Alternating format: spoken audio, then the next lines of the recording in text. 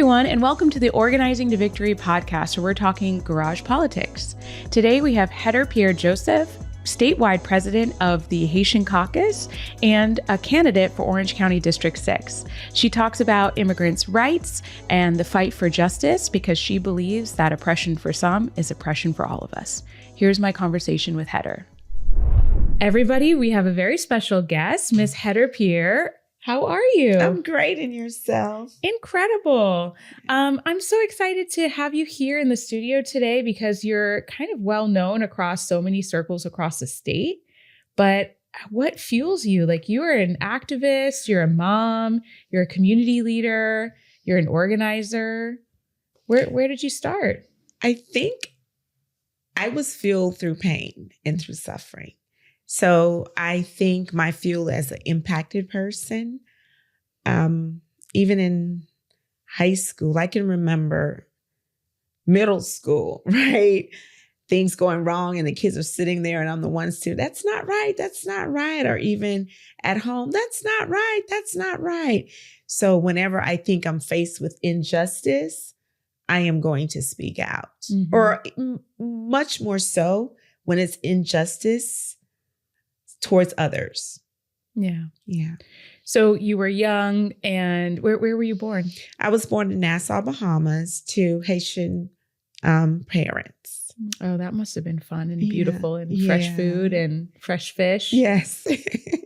Yes. But of course they were undocumented. So I now seeing, not realizing, I don't see how people who migrate because of political persecution, how they survive.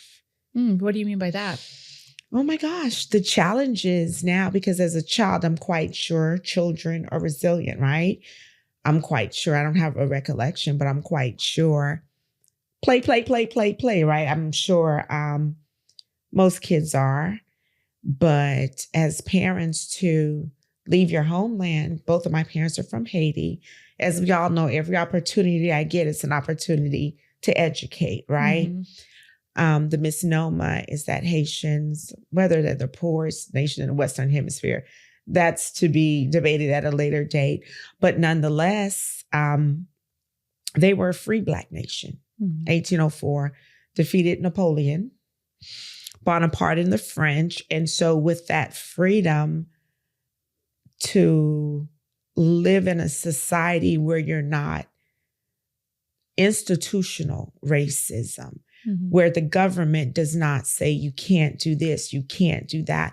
And so to grow up without that pressure, right? Because I feel it in America. I could imagine what they felt, the freedom to grow up in freedom. I don't know what that is, to grow up that way, because I grew up in America. And then to have to leave your country because of a dictatorship. And I'm going to say it because it's true for the entire Latin America or other nations who are less developed. And I would attribute it to neocolonialism, mm-hmm. and the influx of American guns who have destabilized these countries. And so these migrants or these people are forced to flee for refuge. And so for my parents to leave their homeland, go into a country, the Bahamas, where they're not welcome. Mm-hmm. And I can see that here now with the rhetoric of this current administration, with the removal of birthright citizenships, what the Bahamas has been successful at doing for children born of Haitian parents. And so I could just imagine their humanity, their dignity. And so, full circle. It's so crazy because when I was young, I remember the first earthquake I was alive to see that occurred in Haiti. It felt like, back then, it wasn't like now every time you open up the news, you're seeing these crazy natural disasters happening everywhere. But I remember it was so huge that all these funds were coming in and all this relief.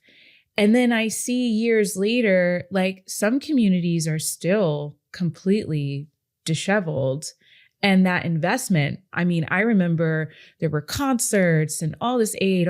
And I wonder to myself, like, why do people almost exploit generational trauma that continues to happen in these communities that, have self-determination? Like you said, Haiti is supposed to be the first free nation, and yet that didn't really take place. It feels like they didn't have self-determination because there were a lot of fake nonprofits that were exploiting some of those resources and the infrastructure.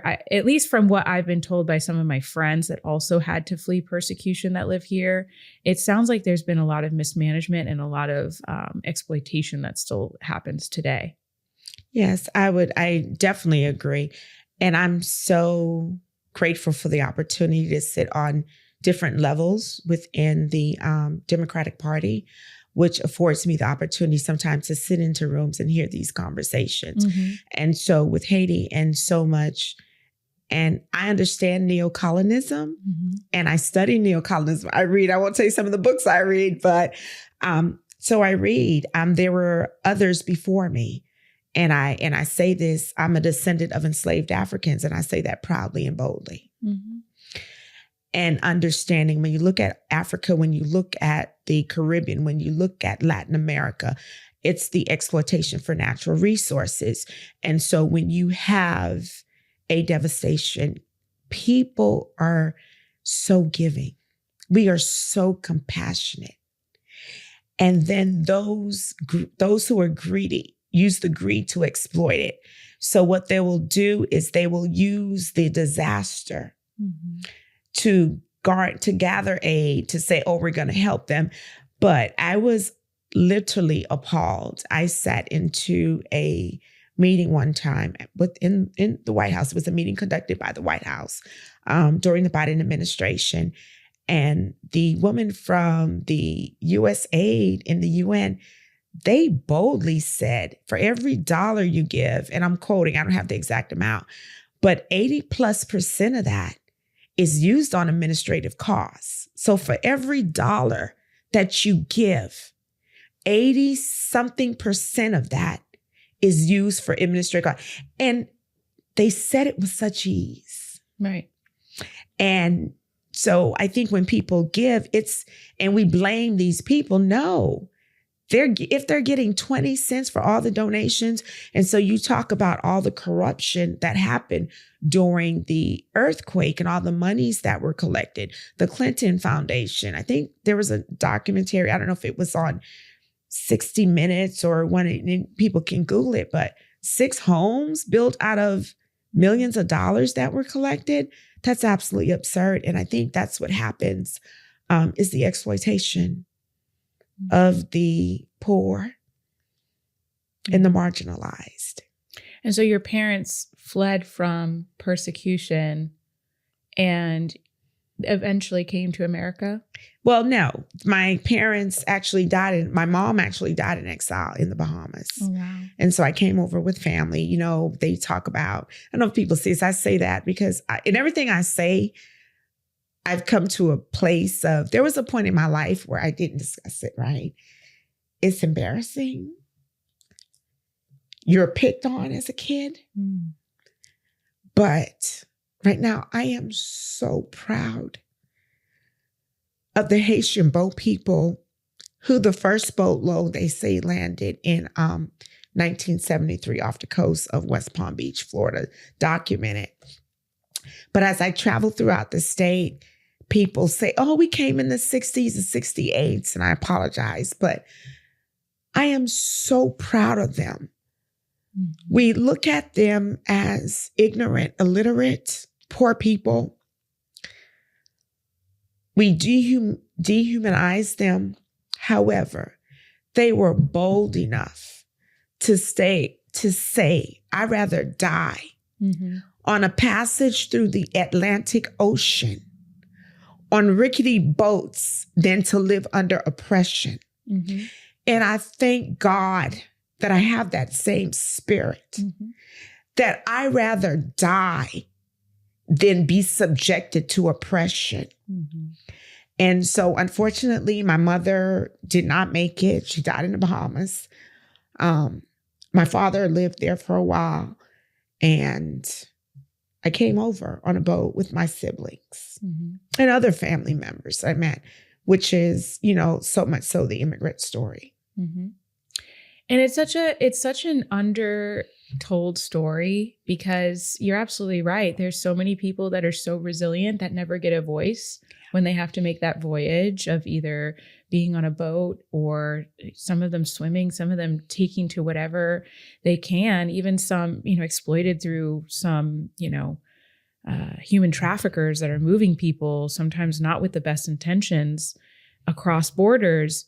They're making that choice to have a piece of what we get to have every single day as born Americans, that, we don't get to highlight those stories of how much of a spirit you have to have in order to do that, and how brave you have to be, and how our culture in America, the melting pot, is improved. It's better when we have people like that in our community. Yeah.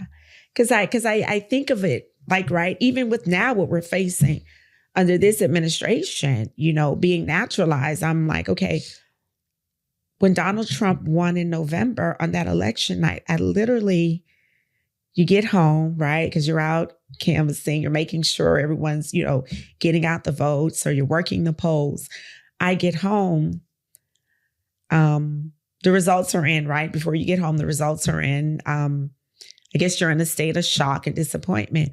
I literally walked into my closet to get undressed, and I looked around and I said, if I had to leave, and I love my stuff, right? I have cute stuff and I love stuff. I love my knickknacks. I love to shop. And I walk around and I look in my closet and I say, what would I take? For the first time in my life, I felt what so many migrants have felt. I could imagine, and I take mine all the way back to Ellis Island, to accumulate this stuff. And I literally, for the first time in my life, looked in my closet and said, what would I take? And I had to assess, and I was like, okay, got to get the passport, right? And most immigrants, we keep our passports and important documents in a waterproof something container or some type of stuff. So I said, okay, I'll take that. Undergarments, right? 1 or 2 or 3 jeans, just 1 sneaker, because literally, I know what was coming, because we had conversations, right? Because the anti-immigrant and what the end goal is, what the end goal of this administration is. So for me, from that day, I was prepared, and I was like, I'm going to take what I can carry, which is most likely 1 bag. And so for countless of people to make that decision, and I pray that no one's ever faced with that, but I want to celebrate them. I want to honor them. I want to honor the bravery that they had. Yeah. My in-laws both came from Colombia, fleeing political persecution as well. And they were a little bit younger than me, and moved 3 young kids away from their families. Now, these are families that have like 9 aunts and uncles on both sides. Wow. Imagine leaving a place that is basically who you are culturally, and then having the culture shock of coming to a new country in order to just give your kids an opportunity to feel safe and to be educated and to be fed consistently and to be able to have access to water and a place to put your head down without literal bombs going off in your community.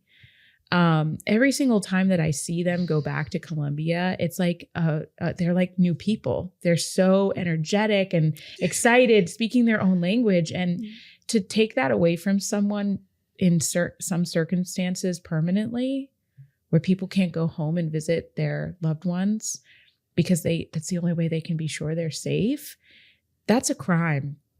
And instead, we have this narrative of they're coming to exploit us as Americans. They're coming to take food out of my kid's mouth.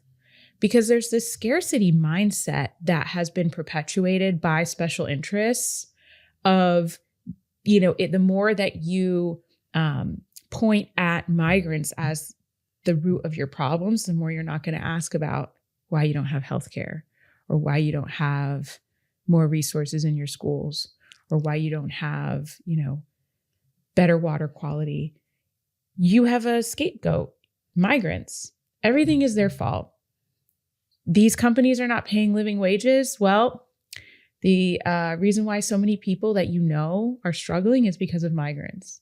That's just a false narrative that has just been perpetuated for generations so strong, because it was other people. It was the African Americans when they, when slavery was abolished and when they were trying to march for their civil rights, everything was their problem. Everything was their fault. And through generationally, it's like they just bounce around to different marginalized groups to blame in order to hide the fact that the root of most of our problems are very common across anyone you meet. It's the fact that there's very few that get to pull the political levers in our society, and it's the ultra wealthy. Yes. And what it does, it's the exploitation of labor to create wealth. Slavery was a good thing for them, right? Yeah. So you had over 300 years of free labor. So it's the exploitation. So after the slaves were free, Reconstruction, the first thing you do now, you need to exploit labor. And I'm speaking from America's standpoint, right? So what do? You create the penal system, right? Chain gangs.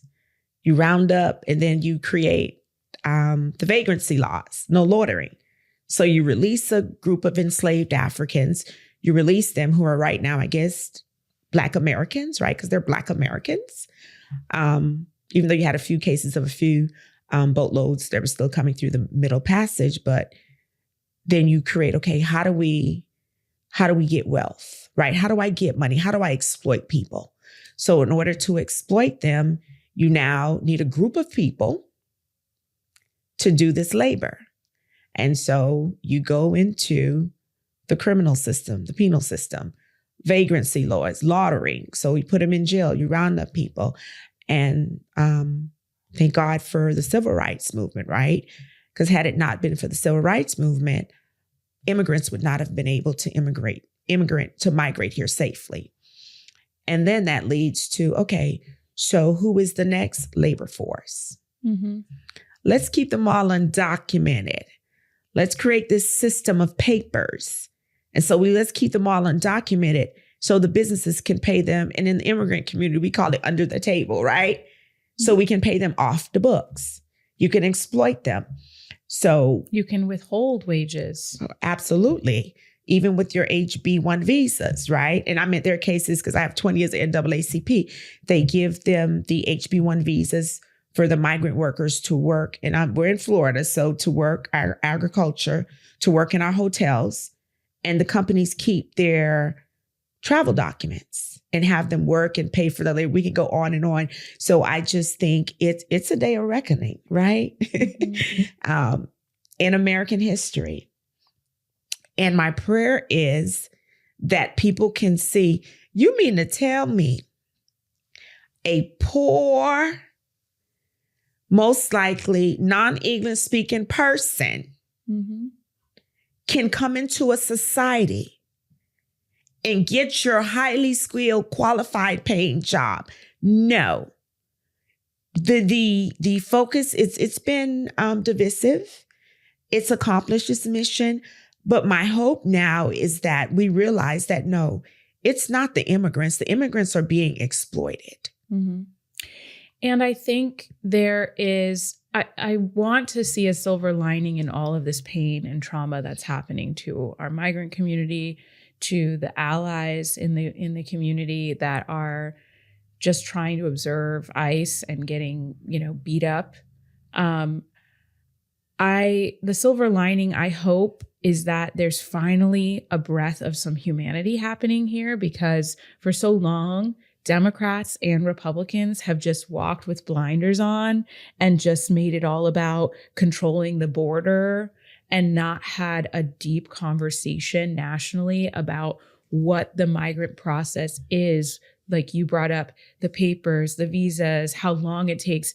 It took my in-laws 10 years doing it the right way. And if they were doing it the right way today, they probably would be on a path to citizenship, but get scooped up by ICE and be detained and possibly deported. And yet they're able to keep suppressing the path to citizenship in order to continue that, exploitative business practices, from our farm workers to our tourism industry. And it's hard because I think everyone's going to have a wake up call. Everyone, people that, I speak to Republicans all the time, and I've had folks tell me, well, I don't like that they're just putting up, immigrants in these fancy hotels in New York when I can barely keep a roof over my child's head. And I said, well, do you also not like the fact that $400 million went into putting cages in the Everglades? Because that money could have been saved if you fast-tracked non-criminals' ability to get citizenship, and they would be working into the economy. And they all agree with that. Anyone I've ever had a conversation with, they're like, yeah, get people working, get people paying taxes. I'm happy with that. But when you're giving them a free ride, that's how they look at it, a free ride. Because, when Texas dropped off a bunch of individuals in the middle of the cold out in New York, they had to put them up in hotels in order for them to not freeze on the streets. Yeah. And for the narrative has been that we're using our tax dollars to put people up into cushy hotels. Well, you know who's in a cushy hotel right now? Federalized ICE agents that are coming in to terrorize our communities and go into schools and go into churches and scare people.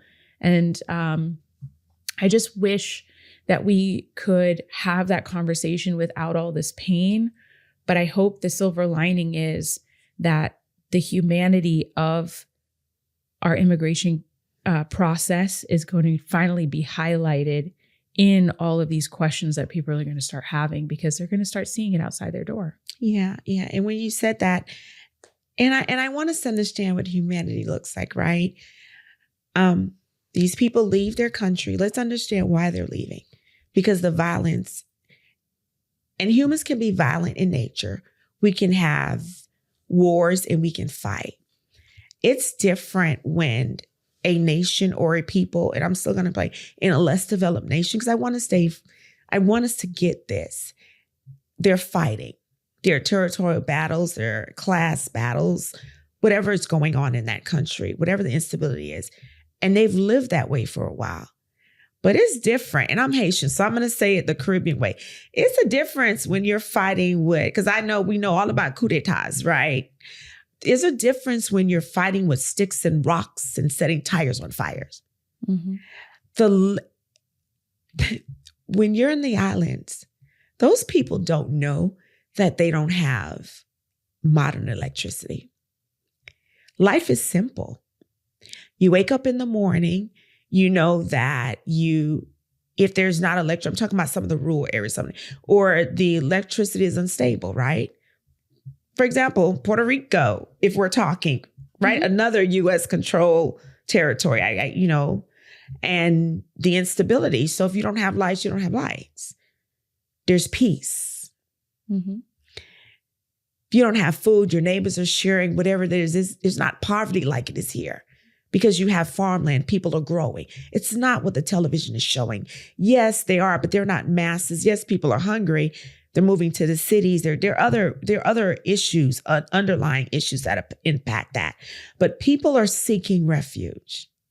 And humanity says that if someone comes with nothing but sometimes the clothes on their back and the shoes on their feet, mm-hmm. you put them up temporarily. Mm-hmm. But the immigrant community is a hardworking community. Mm-hmm. And so those people are going to go to work, and they are going to be productive. They're going to be exploited. This is what you do when you don't give them a pathway to citizenship. You give them the opportunity to be exploited, to be underpaid or not paid, like you said.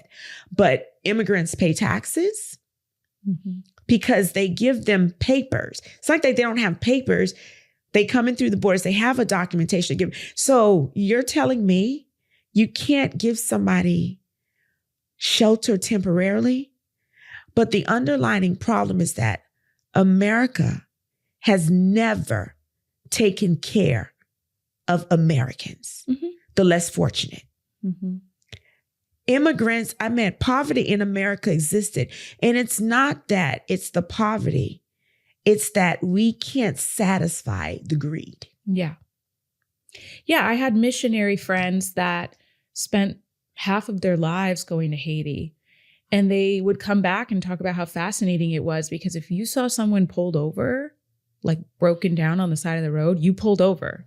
There was this societal expectation to like help. Whereas here, everybody's driving by somebody who's pulled over and doesn't stop and just ask, how you doing? Are you okay? You need something. You got to pay those taxes. And, and I think there's so many other systemic issues. I think a lot of times, even to me, this is where the politics gets in. Sometimes gangs are formed as a form of resiliency. If you don't have food, if you don't have a way to survive, it's Tupac says it's hard to stay legit and still pay your rent. And so, and frankly, I think that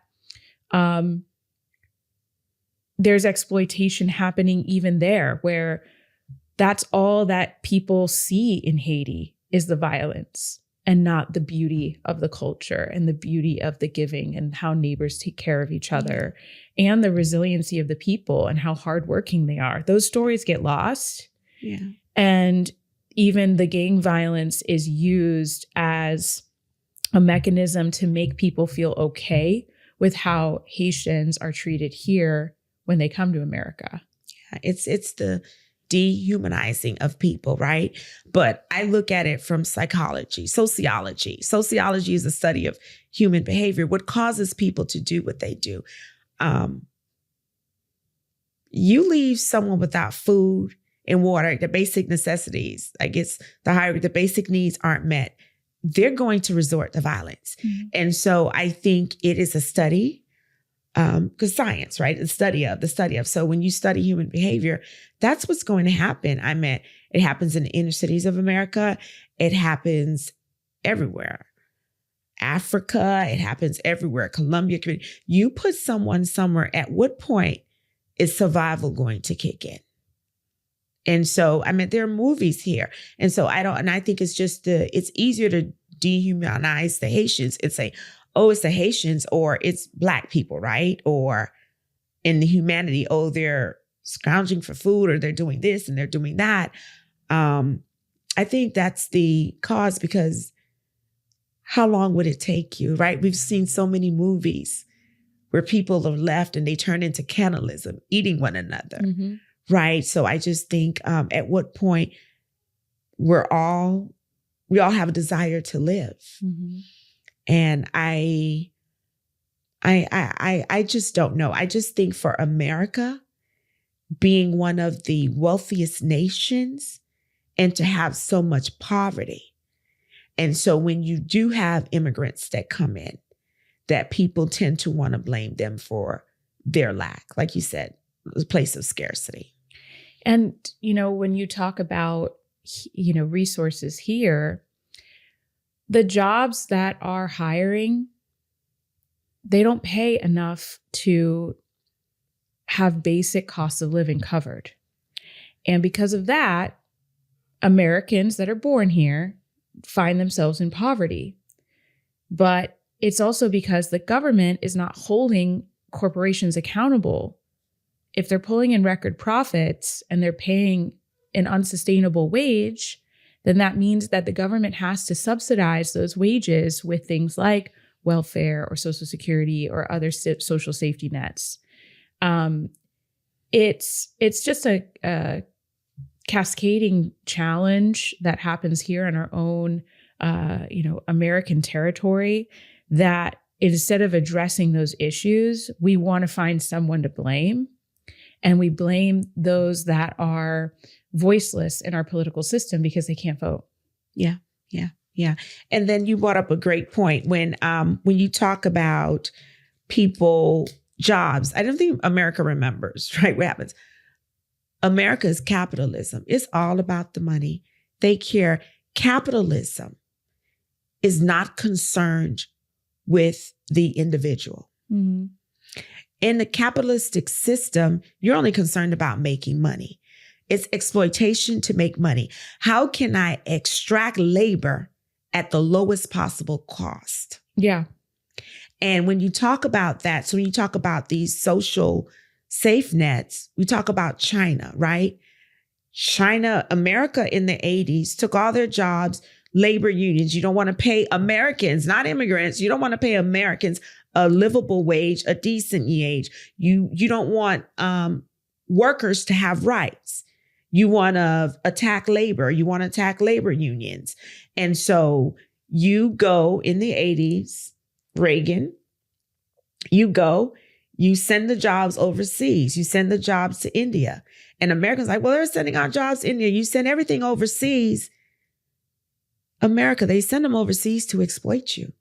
I mean, they send them overseas to exploit the labor because America is full of fundamental rights. Mm-hmm. We're fighting workers' rights. These other countries, these people are barely making it. Mm-hmm. So they know nothing about exploitation. They're grateful for what they're getting. So you send the American jobs overseas, and then what happens? And then another nutshell, because I am a Black woman, what about the Black community? Mm-hmm. We don't talk about the Black community being unemployed because they have this saying like, if America is bleeding, the Black community is hemorrhaging, right? If America has a cut. So we don't even talk about it. In here, Black people without the ability to work, everybody wants to get up and work and take care and provide for their family and themselves. And so I think this is an eye-opener. It's causing conversations like this. I think there is something on social media where this guy said, no, China bought itself. China made money, but they have safeguards in place to take care of their people. Mm-hmm. America has made money, but what they have done with it is not distributed to make sure that everyone's taken care of. 100%. And, I think that's a larger conversation for, dissecting our national system. But when it comes down to the local level, like you said, the Black community is hemorrhaging.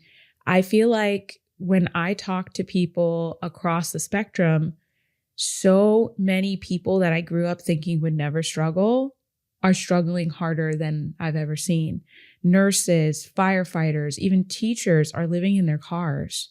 So I can only imagine what the migrant community is doing to survive right now if the cost of living has skyrocketed since 2020 and people who should be expected to be living a regular wage they're hemorrhaging. So what's happening on the ground in our communities right now? Yeah. As a kid, I grew up differently. I grew up communal. Mm-hmm. Where we saw Haitians, we took care of one another. Mm-hmm. And I think the American system is individualistic. It's my family, the nuclear family. Mm-hmm. Whereas most immigrants, it's not that way. So it's different. So I think part of that is when immigrants come over, they have the joke, 15 Haitians in a room. Yeah, because they're saving money because of the cost of living, right? And so when migrants or immigrants come over, we're communal. We look out for one another. So if they have to rent a room, they will rent a room. If they have to rent a house and someone else comes, they don't have it, they'll allow them to stay and they split the bills. And I think that has been the advantage of the migrant community. Because when we talk about it, I just want to, every opportunity that I'm giving, I want to educate. Mm-hmm. Because what's happening is that we're getting all these fallacies, all these false stories, and people are buying into them. I meant that other side, I don't know, that machine in the media and with the propaganda has been great. But they talked the story about the Patels, the Indians that own these hotels. And so what they did is when they came over, they all would buy a hotel. They were like, how are we going to make it, right? You leave everything, people. You leave everything, homes, cars. You leave everything that you have accumulated. You leave. Mm-hmm. Your dollar, if it's your pesos, your good, whatever, your shillings, whatever currency you're using, does not translate to America. So if you're able to even convert those, right? So you come over penniless. And so those families, the Patel family, they would get together, they would buy a motel. They would work in the motel, clean it, and then live in one of the rooms until they made it. So I think that's the difference. Whereas, of course, the cost of living is high right now. A lot of people cannot afford to live, but I attribute that to the during COVID. What happened during COVID? Mm-hmm. COVID was a natural disaster, not a natural disaster, hurricane, tornadoes, landslide that we're used to. People were shut in. So what business did, they took advantage and exploited and price gouged. I remember saying this. I'm like, this is price gouging. Price gouging by definition is when you're in a state of emergency. There's a demand. You do not raise prices. Mm-hmm. Our pricing now is because of price gouging. Everyone was at home. They raised the rents. Mm-hmm. Not one elected official said, wait a minute, why is that not price gouging? Mm-hmm. The markets have, economists know, markets have a trend. What happened during COVID? COVID was a natural disaster. It was medical, right? Not that we were accustomed to. It was an outbreak. So there should have been like a emergency declaration that's basically mandated. I don't know why, because even in the transition of Biden coming into power, I don't know why Democrats specifically are so scared of holding accountable big business. You know what I'm learning? I'm learning so much. Because I didn't see the mom and pop businesses raising rates like that. I saw the big companies making their products smaller, but charging more. Rinse, toilet paper, everything else. What it was, this word change, progress. They've used the word progressive to be a negative term. Yeah. Derogatory. Think about it. Whereas the other side, right? The Republican side, they don't like what they see. They're not doing anything to help. They don't like what they see. They don't like the browning of America. They're like, oh no, this can't be happening. So they implement policies, long-term solutions to counter the browning of America. The Democrats, on the other hand, status quo. Let's maintain the status quo. Let's just stay where we are. They're change, progress, progressives change. So I think what's happened is that the Democratic Party, the establishment has gotten to a place where they've been complacent. You don't change. Think about it. Even when you talk about crime, the laws, we talk about the internet. So now you have cyberbullying, you have cyber crimes. We have to change the laws. We have to progress as a society. And I don't think the Democratic Party knows how to progress. They're afraid of change. And that's just, and I always study human behavior. That's just something about people and the inability to change. The Republican Party isn't any better. Mm-hmm. They're not changing. They just have an enemy. Mm-hmm. They are laser focused on America not being browned. They are laser focused on us maintaining our wealth. Yes. And so they have a cause. But when you look at a Democratic Party, that's the only party. Say what you want to say. It's not perfect, but it's the only party that will welcome us, right? It's not a perfect party. But maybe not get you healthcare.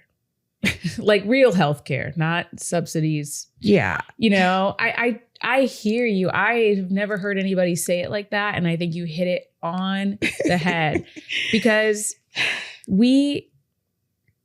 I think the biggest thing that Trump has done to ruin the expectations of politics is that I think Democrats and Republicans both see problems and want change. And I think especially when it comes to the cost of living and affordability, they want change. I think we both can agree that we want corporate accountability and fiscal responsibility. But Trump takes a hammer and just smashes it. Trump says, I'm just going to take your leader in Venezuela for your oil. I'm going to just take Greenland. I'm just going to take what I want and have no accountability over my actions. But Democrats are all about process and the bureaucracy, which is slow. Like you said, for every dollar that was given out in aid, 80% of it was overhead. You know why? Because it has to be a grant and you have to apply for the grant. Then you have to tweak the funds. Then you have to vet the accounting and you have to, we create so much red tape when Democrats are in power that the money is slow to move to the hands of the people. And that burns people out. And I think Republicans, they're not just necessarily, not all of them, so hateful that they voted for Trump a third time. I think a lot of them say, well, I want something done now. Yeah. And Trump promised them, I'm going to take a baseball bat to all of it. And he's doing that. Yeah. And so now I'm scared that when a Democrat gets back into power and offers even good policy changes, policy is slow. People are going to expect a baseball bat mentality to the red tape that Democrats are so good at failing under. Yeah. Which is true. Trump is a mastermind, right? In promising people. But you have to remember, he is a wealthy man. He is a wealthy white man who's used to exploiting his workers. He knows the system. There are laws. I've heard, I don't know who said it, but this is my NAACP days. Laws were, and Black people say it this way, the laws were created for the Black man in America. The white man with impunity could kill people, rape, murder, no charges. Laws, this is how I heard it in my Black community. Because I have this saying where I say I'm not, I'm American Haitian, where I have been, I thank God for the African American community that has invested in me and deposited in me. And they say something that Black women, the Black community will tell their children, listen, the laws were created for you, not for them. Right. Donald Trump has operated with impunity, has been able to do whatever he wants. He has built buildings, robbed contractors, killed people. Whatever he's done, he's done. He's great at understanding people. The system is flawed. He recognized that. And so he promised that. Even when you say enter in Venezuela, as an immigrant, I look at that differently. America's always done that. Yep. Donald Trump just did it openly. And didn't create all the lies around it. Just did it. CIN going, because I remember Noriega, you know what I'm saying? The Iran-Contra deal. So America's always done this. My aunts tell stories because Haiti was occupied for about, I want to say 40 years, 30 something plus years. The U.S. military goes in. So as a Black person, I'm used to seeing America do that. That's nothing new. I am surprised that he did it openly. Remember, he said the Monroe Doctrine. He said the Don Doctrine. America has been doing that and exploiting. This is the problem in the root cause of migration. Mm-hmm. Yeah. So if America understands that, so I think this is what Donald Trump is doing with this. He's doing openly what America's always done secretly. And that's back to the silver lining. I think even his base understands that because he ran on no regime changes and no more wars. He just lied to their faces. And I think the midterms will be the determining factor of whether or not his base is happy or not with his very obvious lies and contradictions. Because I think people see at this point exactly that. Migration is happening because of how much America, not just us, but Europe and Russia and China have exploited countries that has caused to, individuals not being able to feed their families. They place government into these countries, in these less developed countries. They actually handpick the leader. And they exploit the resources. Correct. I grew up, just wondering, like, I never see a banana tree, but I see bananas in the grocery store all the time. Chiquita, the corporations. Like, right? How did we get to a place where we can just mass produce bananas all year and have them overflowing in every single grocery store? It's because we went to South America killing farmers or forcing them to grow bananas and completely remove their country's fresh produce market. Yeah. And you remove the leaders who object to it. Because I read about Patrice Lumumba and other people. So you remove their leaders that say, no, you can't exploit our country. Because and that's why I want the immigrant community to know, especially Haiti and other countries. We are so blessed. Africa, the land of my ancestors, so blessed. Mm-hmm. God has literally blessed Africa that you have all the natural resources that Africa needs. Africa is overexploited. And for the benefit of the West and other nations and the, other developed nations. And so I say that to say that Donald Trump he's Donald Trump, right? History will dissect him, but I'm still afraid, right? You talked about it earlier about people are tired of not seeing change. People are tired of the Democratic Party not fighting back. I don't care if you don't win. I'm the type of person that I don't care. I'm going to fight. You can hit me, but you better believe we are going to fight until the death. I will not sit there and not fight. My whole life has been a fight. So I think the dissatisfaction, the disengagement, the voter apathy is because of the lack of fight. In the Democratic Party, no fight. Even if I dislike Donald Trump, at least he's doing something. Yeah. I think he's doing something. And I don't think people realize, I still think VP Harris won the election. Donald Trump said it. And 50 years from now, we'll all be dead and they'll talk about how the election was stolen. Nonetheless, 1/3 of the people voted for Donald Trump. 1/3 voted for VP Harris and 1/3 of the people did not vote. And I think the people that did not vote, will they turn out? Because I think a lot of people who still voted for Donald Trump have always placed a blind eye on everything he's done. Whatever is guiding them, whatever those core guiding principles are, I still think they're going to vote for him again. Well, I love that you brought up the stigma against progressives, because I had Wes Hodge and Matt Kraholski, 2 leaders from the Progressive Caucus, come and speak. And something that stood out was they said, the progressive agenda, the platform that progressives run on, is the Democratic agenda. But what happens is, because of the status quo and the fear of going against the donors and going against the big industries, they move away from their own baseline agenda. And that is something that I think now in this election, those people that stayed home, whether they like it or not, Trump is coming in, making change, but it's uncomfortable change. The more that he starts deporting people, the more that people are not going to be there to pick our food, to clean our rooms, to serve in the tourism industry, which is a huge economic driver here in Orange County. And when those jobs are empty and vacant, we're going to see supply chain issues. We're going to see no one clean up after a hurricane. We're going to see more and more vacancies that will lead to greater and greater economic hardships for us. And of course, big business is going to exploit us even more. But I think eventually people across every spectrum in politics will feel that crippling weight of the consequences of what's happening right now, to the point where they'll be forced to get off their couch and go and vote. Yeah, I hope so. Because for me, I'm like, where did I get this progressive? They're like, oh, she's progressive. I'm not progressive. I just know change. Yeah. Just like I'm not the same woman I was 10 years ago.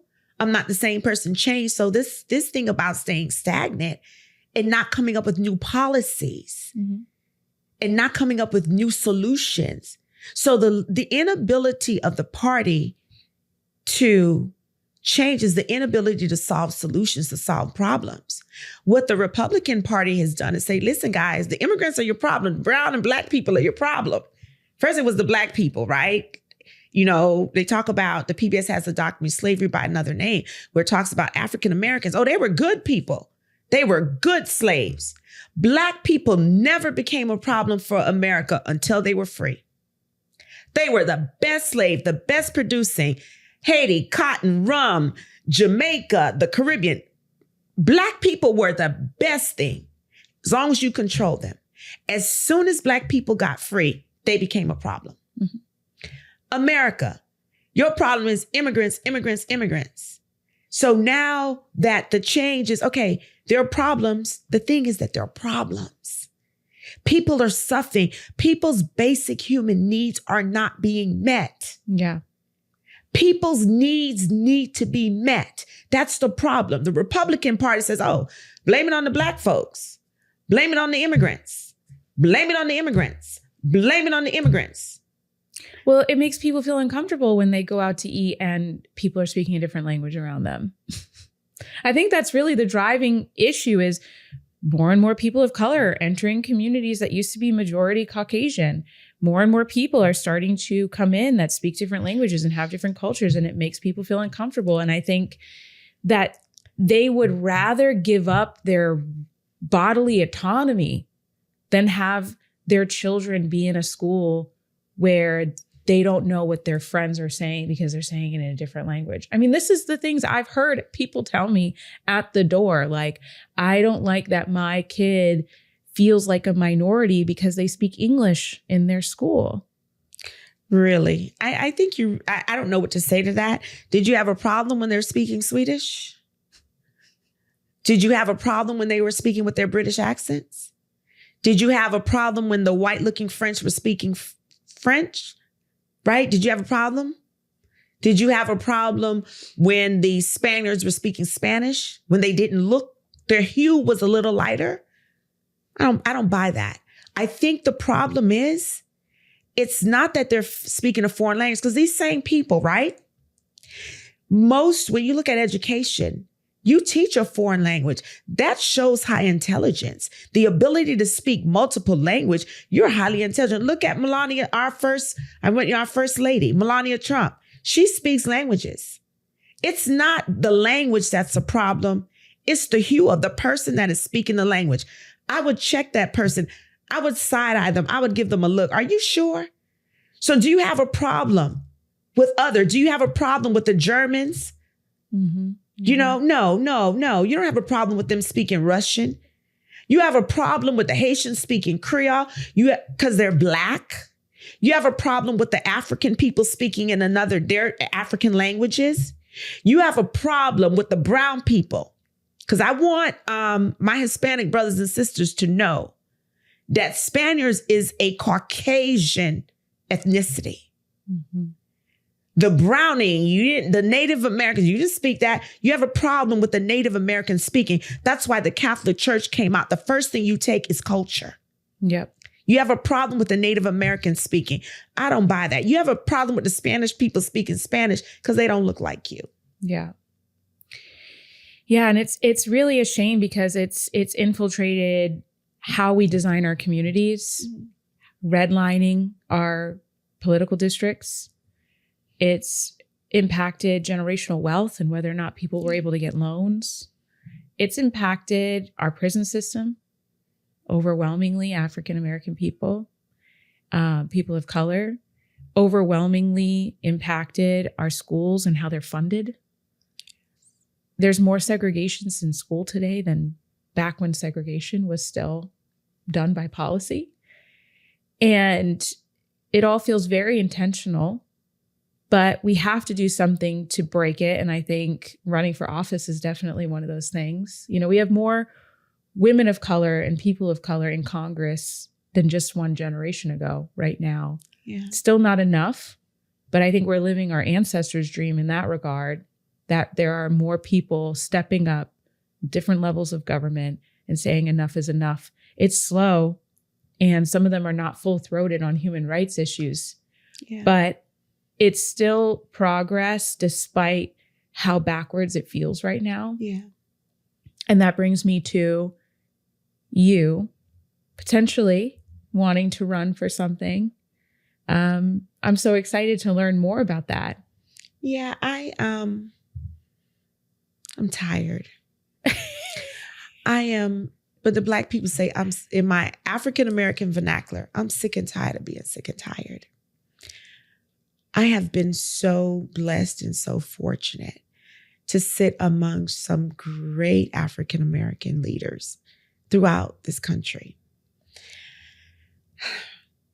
And I know the amount of compassion that I have. I know the ability that I can have to find solutions, because I'm the type of person, because I was undocumented, right? I'm one of those boat people kids that you see, Haitian boat people kids. So I know when I hear no, I'm like the kids, what? I hear it, but I don't hear it. I heard you, but I don't actually hear it. So no does not exist in my spirit. I hear it and I'm like, okay, how do I find a way? How do I find a way? So my entire life, I have been thrust in situations where public policy. So now I know the root cause. It's not that you're a bad person. It's not that the school system is bad. Oh, policies are bad. Bad policies impact people's lives negatively. And so I'm the type of person that says, okay, if this policy understood the damage that it did or the harm that it caused to the individual, and if it just was tweaked a little bit or changed, it could alleviate some of the burdens off of that person's life and make life a little bit better. So for me, I don't want to run for office. I'm tired. I'm sick and tired of being sick and tired. I'm sick and tired of elected officials not seeing that you're in that position to solve problems, to implement change, to vote, to adapt the bylaws, to introduce new policies. And so my running for office is all about making change, all because America has been so great to me. Not everybody has the wherewithal to fight. Not everybody has the determination. I mean, we see so many people who have given up. The people that you see on the streets is because they either use, not all, so I'm not going to ball into that stigma. Some people have mental issues, but some of those mental issues come from trauma. We don't have safeguards in place. And because I have lived a life of impact, time and time again, things have come at me, have impacted me. And I thank God for the resilience to overcome. But when something happens to a child, whether it's being separated from, whatever those traumas are, and you don't get them help, who do they become? What do those traumas lead to?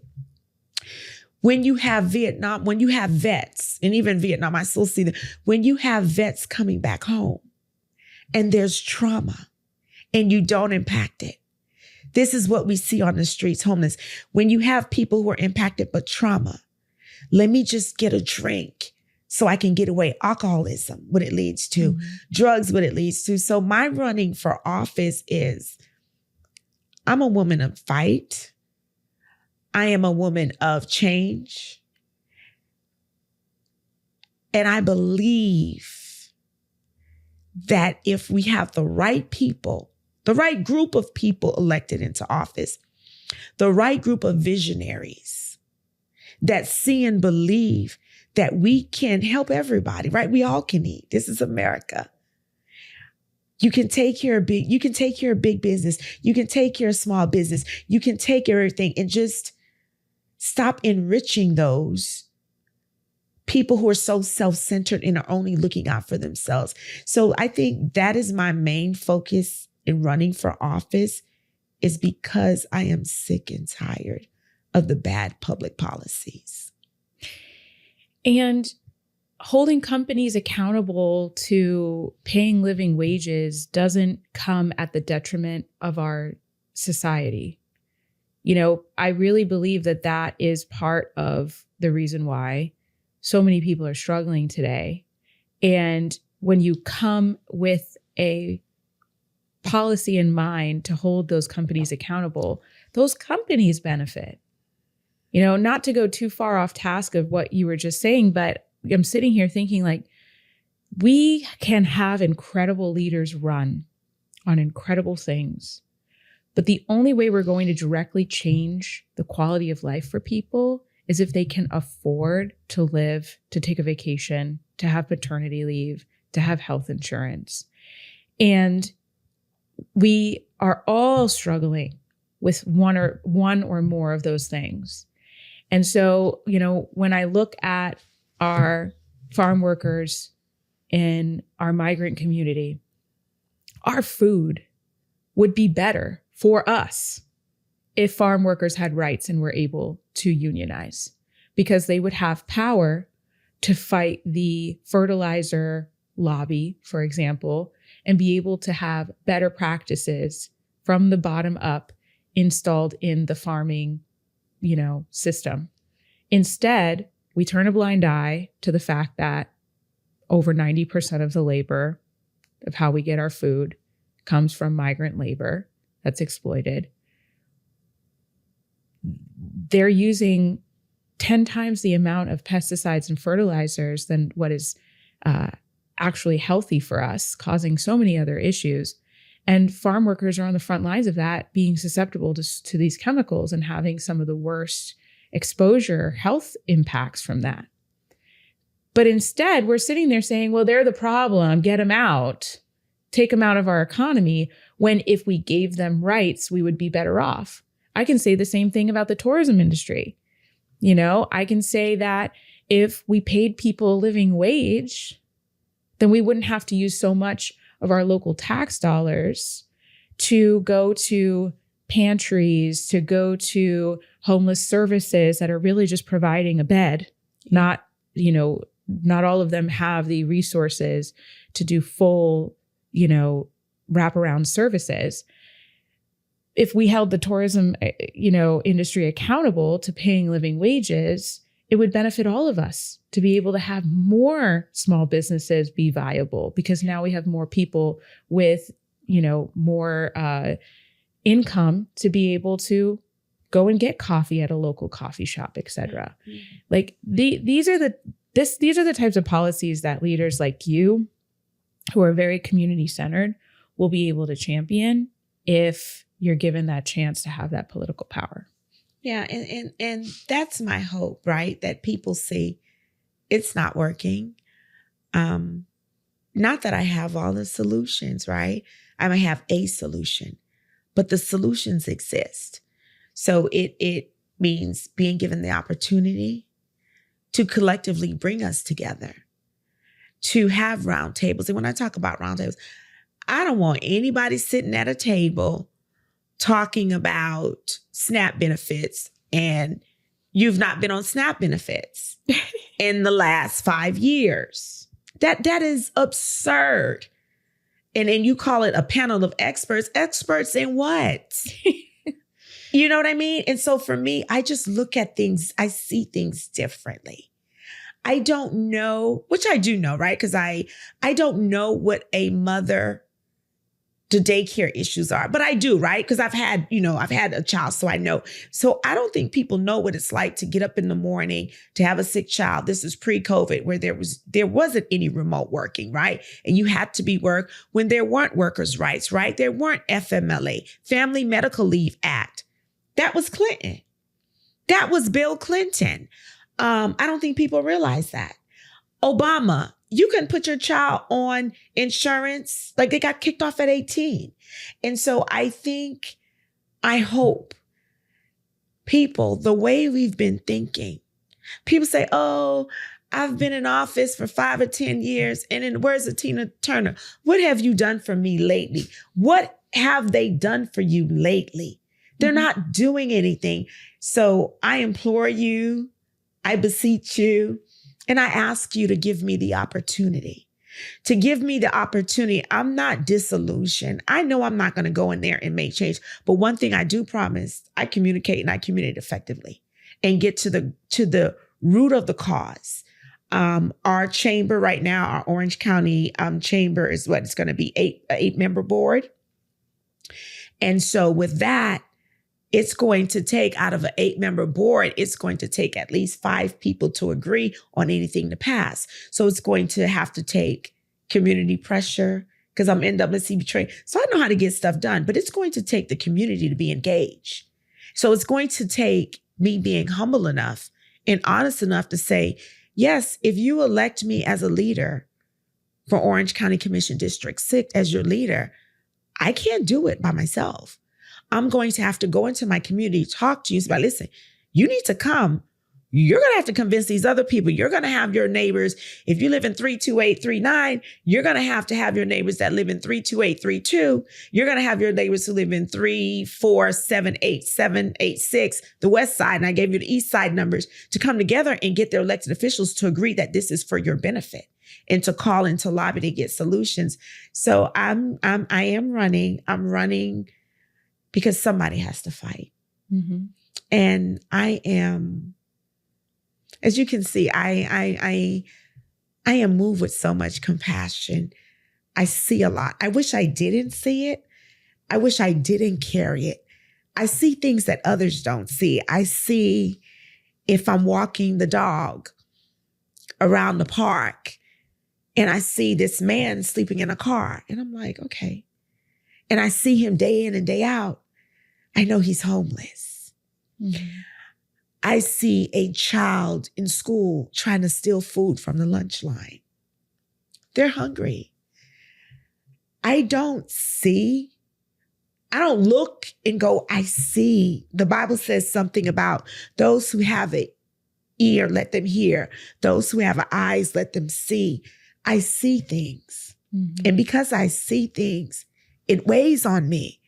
I know it should not have to be that way. I know there are people working. People come up to me all the time in the little position that I hold. And they're like, I've been working for 10 years at the convention center and I'm only working part-time. I don't have any benefits, Hedder. And I'm like, I'm not part of the Orange County Commission. There's nothing I can do. I can lend my voice.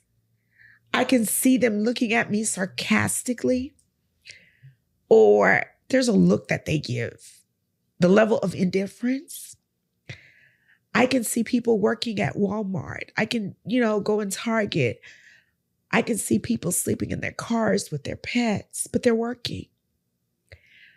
And those who are in power, they're comfortable. And I thank God that I did not come from a place of privilege. I come from a place of pain. And with that pain, if I am at a place right now where I'm blessed and I can still feel the pain, or when I see the pain in others, it moves me, then God has to have a greater calling for me. Mm-hmm. To want to impact, to alleviate some of this pain that's caused based off bad public policy. And I meant, we've got to do better. And like they say, all politics is local. And some of us come from humble beginnings and we'll say, my father this, my this and this and that. No. Not only have I lived it, I still see it today. We have students in Orange County that are sleeping in tents. We have a young man in South Florida, because I'm the Democratic Haitian Caucus. I hear everything statewide, right? I hear everything. There was a young man, I want to say in Broward County somewhere, Broward or Dade County, South Florida. His mother was homeless with him and his other sibling. And he was right on the verge of getting a scholarship. He couldn't take it anymore, and he killed himself. Mm. But just if that baby would have just held on just a little bit longer. Mm-hmm. And you mean to tell me, in this wealthy nation of America, in Florida, all this money we have. So much money. We're giving to cruise ship, giving to private interest, giving to corporation. We can't do something in Orange County to create housing for mothers with children, for families with children. Or we sit there and say, not in my neighborhood. Mm-hmm. And kids are killing themselves because it's so unfair and it's so unjust for a child to be homeless. They don't know what they're going to do. And so I remember that young man. I remember the stories. I see the stories. And I think as a commissioner or as any elected official, it really feels like the empathy button that goes off in your brain is just broken on so many of these elected officials. I mean, I don't know how right now in the state of our world, in the state of our country, people can see a mother get shot in the face for leaving an ICE watching situation and find a way to make it in their minds okay because they say that she was radicalized and that she was a domestic terrorist, when obviously the video proof is there to suggest otherwise. But so many people are in lockstep right now with following Trump and following his hatred and vitriol for anyone that speaks out against him, that it's dehumanized all of us at the same time as dehumanizing the migrant community. They're starting to turn that rhetoric on us. And when you talk about kids that are committing suicide because they're hungry and because they can't take the pressure of, today's society, we'll never get to the root of why that child took their own life because we're so busy with this partisanship, attacking one another, calling each other names, doing all of this very childish. I swore I thought just our society was so much further ahead since the civil rights movement. I thought we learned so many lessons, and it just shows you we didn't. We didn't learn these lessons fast enough to be able to address the issues so that that child felt like they had the safety net to continue living. Yeah. And I think the Black community, everything we've been saying, no one's been listening. Mm-hmm. I grew up in America. I remember in elementary school, when you talk about ICE agents, masked men. I mean, my family tells me we come from the Tonton Makut. The Tonton Makut was Duvalier's secret police, right? The dictator's secret police. And this is how dictatorship operates, with secret police. And they cover their face, they mask their face because, as you get it, they're a member of our society. And they're masking themselves and hiding themselves because they don't want to be seen.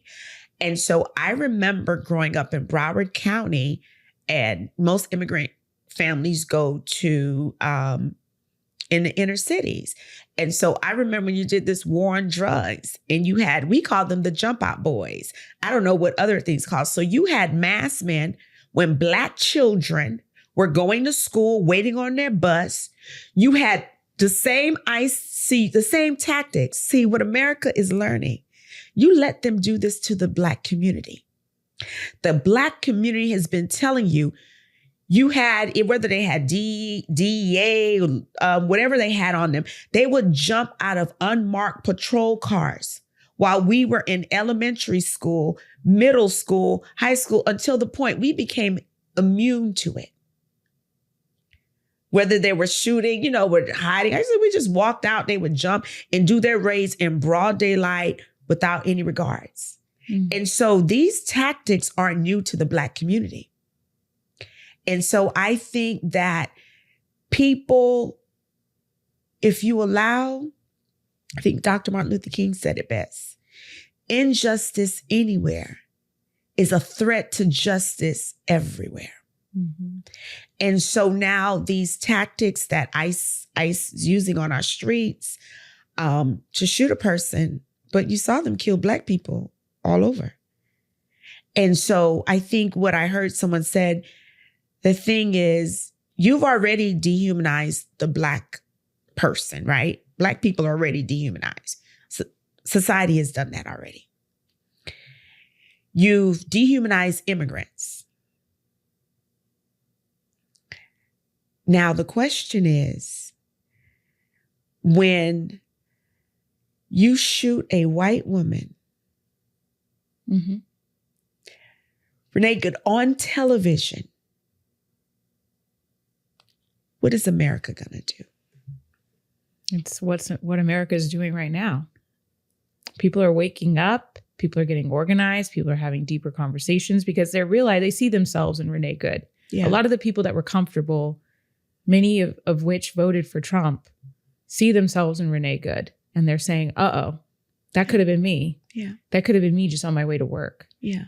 And it's sad that it took us getting to that place in order for that type of realization. Yeah. But now that it's happening, I believe there's a real opportunity, because if you speak, I know there's a lot of noise and it's really hard to get your points across, especially when you're a candidate and people are so turned off by politics. But if you speak to the human need, people will listen and gravitate towards you. And I think you have a really unique opportunity, especially being that you're a part of the Haitian community. You are part of coalition with the vast migrant community, and you understand organizing. You can have the policies front and center, and then the proof of being able to implement it. Because as an organizer, like you said, you're going to be out in the community. Canvassing isn't going to stop with the election. You're going to be going door to door, making sure that babies have diapers and that seniors have food in their pantries. Yes. And it's not going to stop at, oh, well, I just show up to the BCC and then, that's the extent of my job, is to vote at the Board of County Commission meeting. And that's it. You're going to make sure that you have hard power and soft power. Hard power to create policy and soft power to go out in the community and make sure that people are hearing in their languages what's really going on. That's something that's been such a pet peeve of mine. We're in a blue county, so accessibility should be a priority. We should have things in different languages. We should have, our Board of County Commission meetings have more flexibility so people can zoom in and give their public comment, or have a whole other public comment period on a weekend. So if people want to come and address the commission, they can do it and not feel like they have to take time off of work unpaid to come on a Tuesday to speak to the commission. There's so many ways that we can make Orange County more accessible, but you're not going to do that if you're not an organizer out in the community all day, every day, and know what the needs are. Or if you lack the compassion or the empathy. It's the level of indifference. And I have been in this county for over 20 years. I have sat quietly in many rooms and many spaces. I have seen elected officials make comments and they are being moved with compassion. Like, I can see it. I can see them make comments with a level of sarcasm, a level of indifference. And you don't have to tell me you don't care. Some of them have shown us that they don't care. Mm-hmm. And there you go again, the inability to make change. Creole is a heavily spoken language in Orange County, but even on my fights to have stuff in Creole, it's like, oh no, there aren't that many Haitians because we aren't counted, right? Everything is off the census. Everything's off of data. We're looped into Black, right? Black/African-American. There aren't any concerns for communicating. But there are other means of doing that. There are other effective ways. There are other low-cost effective ways of doing it. Even American Sign Language, I'm a parent of a child with disabilities. So even communicating in American Sign Language, there are times when we do that. Even when we talk about accessibility, I look at accessibility not on just language. I look at it as social and economic, right? Why do you hold a meeting in the morning when everyone's at work? You don't want to hear them anyway. Time to change. 1 minute for a speaker. What am I going to say in 1 minute? That's because you really don't care to hear what I have to say. because your mind is already made up. Mm-hmm. So why aren't these meetings being, I don't care, change your dates. Why aren't you doing them in the evenings? Who cares? You're elected, change. And so I think that my prayer is that Orange County, which is heavily, like you said, blue county, would realize it's the time for change. And we cannot. And when I'm talking about county, I'm not just talking about county, I'm talking about state and national elections. We cannot continue to elect the same people who don't have any policy initiatives. I know the culture is there's one party ruling, right? So when you talk about bipartisanship, I know there may not be this inability in this climate, but that's not an excuse for you not to do the work, to have a policy or to have an initiative that you want to get passed. Yeah. Janet Reno, I'm telling y'all, I've been around a while. Janet Reno, her thing was child support, right? So through history has marked the leaders. Barack Obama will always be known for Obamacare, whether it's good or bad or difference. He cared enough. He saw his mother die of cancer. He argued and fought on calls with the insurance companies. Bill Clinton, same thing with his mother, Family Medical Leave Act. So every person leaves, every elected official, every good leader fights for something. Orange County, I ask you today, ask yourself before you get ready to vote for this person, if you have seen their name on the ballot before, if they're running for office, I don't care what office they're running for, just ask yourself, what is it? What initiative did they bring before us? What did they fight for? What's your top issues that you want to fight for? Sustainability, housing. I want to fight for that. I want to fight to make sure our children have a safe space in Orange County. In District 6, there's no way for the kids to play. There's not a safe space. I want to fight for that. I want to create that. I want to ensure that we somehow provide a way for people with emergency medical relief. So those are some of the key issues that I want to fight for right now. And actually, I have plans on those right now and implementing some policies to ensure that. Small businesses, right? We've got to find a way to create more small businesses, create more opportunity for small businesses, to remove some of the barriers that small businesses have of being viable. I want to make sure to ensure that when we're in Orange County, when we talk about housing, right, and affordability, that everyone can live here. That I want to make sure we're bringing in development that people can afford to live. I want to make sure renters who are paying an outlandish amount of rent, that they're not living with mold. You know, these big landlords are not able, these management companies are not able to get away. They're like slumlords in Orange County. I want to make sure that we all can live here and it's safe, that we make the streets of Orange County safer for all of us. Well, I'm excited to see your platform unfold.